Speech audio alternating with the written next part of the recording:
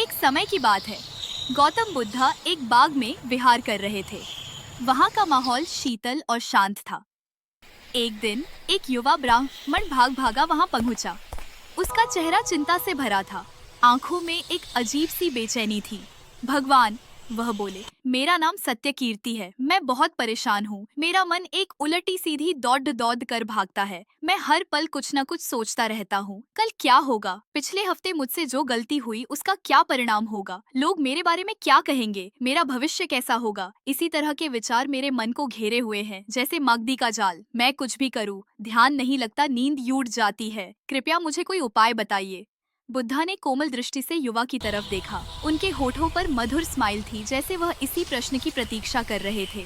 सत्यकीर्ति, तुम्हारी समस्या अनोखी नहीं है। कई लोग इसी जाल में फंसे रहते हैं। तुम एक कहानी सुनो। तुम एक वन में हो, तुम्हें वहाँ से निकलना है। तुम्हारे सामने दो रास्ते हैं। एक रास्ता सीधा, स्पष्ट और सुरक्षित दिख रहा है। दूसरा रास्ता घने जंगल की तरफ जाता है, जहाँ अंधेरा है, झाड़ियाँ हैं और रास्ते में कांटे बिखरे हैं। कौन सा रास्ता चुनोगे? सत्यकीर्ति ने कहा। स्पर्श उपदेश, सीधे और सुरक्षित रास्ते को, बिल्कुल। क्यों?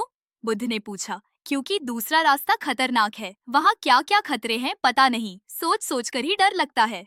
सत्यकीर्ति ने कहा। बुद्ध मुस्कुराए। यही तो तुम्हारी समस्या का मूल है सत्यकीर्ति।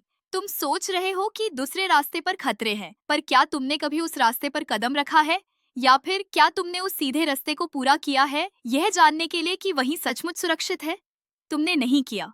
तुमने सिर्फ अपने मन में बनाए हुए भय, कल्पनाओं के आधार पर निर्णय लिया, और यही सोचने की प्रतिक्रिया तुम्हारी समस्या है। सत्यकीर्ति चुप हो गया। बुद्ध की बातों को जी में उतारने लगा। अब एक और दृष्टांत लो। मान लो तुम्हारे हाथ में एक प्याला गर्म दूध से भरा है। तुम उसे पीना चाहते हो, पर दूध इतना गर्म है कि तुम होंठ से छू छू भी नहीं पाते। अब तुम क्या करोगे? मैं थोड़ा इंतजार करूंगा जब तक वह ठंडा ना हो जाए, युवा ने कहा।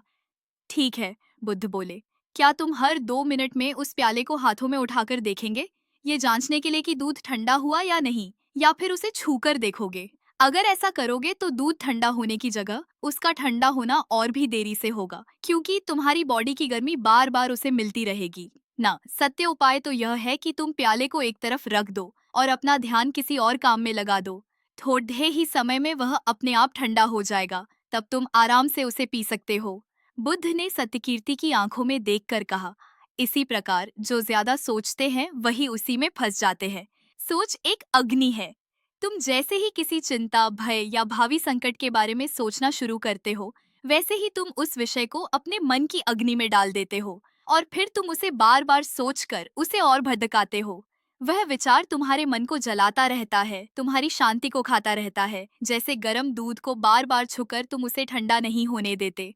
पर भगवन, सत्यकीर्ति ने हाथ जोड़कर पूछा, सोचना तो स्वाभाविक है। विचार आते हैं तो मैं क्या करूं? उन्हें रोक तो नहीं सकता। बिल्कुल सही कहा, बुद्धा ने प्रशंसा की। विचार आना स्वाभाविक है, जैसे आसमान में बादल आते हैं। समस्या तब होती है जब तुम उन बादलों को पकड़ने की कोशिश करते हो, उनमें खो जाते हो, उनके साथ एक हो जाते हो। तुम सोचते हो, यह विचार आया, इसका मतलब यह है, इसका क्या होगा? यही तो ज्यादा सोचने की शुरुआत है। फिर क्या करें? सत्यकीर्ति की आंखों में उत्सुकता थी। बुद्ध ने उपदेश दिया। पहला स्टेप है, दृष्टि जैसे ही कोई व्यर्थ, चिंता भरा विचार आए, उसे पहचानने, बिना उसे भगाने या पकड़ने की कोशिश किए। बस नोट करो कि एक भावी चिंता का विचार आया। जैसे तुम किसी परिचित आने वाले को देखकर कहते हो, राम आ गए। बस इतना। दूसरा स्टेप, अनित्या बोध। याद रखो, हर विचार अनित्य है, आता है और जाता है। तुम वह नहीं हो जो सोच रहे हो, तुम वह हो जो देख रहे हो कि सोच आ रही है। जैसे आसमान पर बादल आते हैं और चले जाते हैं, पर आसमान वहीं रहता है, शांत, निर्मल। तुम्हारा साक्षी भाव जो देखता है वही तुम्हारा वास्तविक स्वरूप है, आसमान के सामान। सोच बस उस पर आने वाले बादल है। तीसरा स्टेप, ध्यान का मूर्छाना। जब मन व्यर्थ की गालियों में भटकने लगे, तब तुरंत अपना ध्यान अपनी सांस पर ले आओ। सांस के आने जाने पर ध्यान दो। ये एक निश्चित, स्थिर मूर्छना है।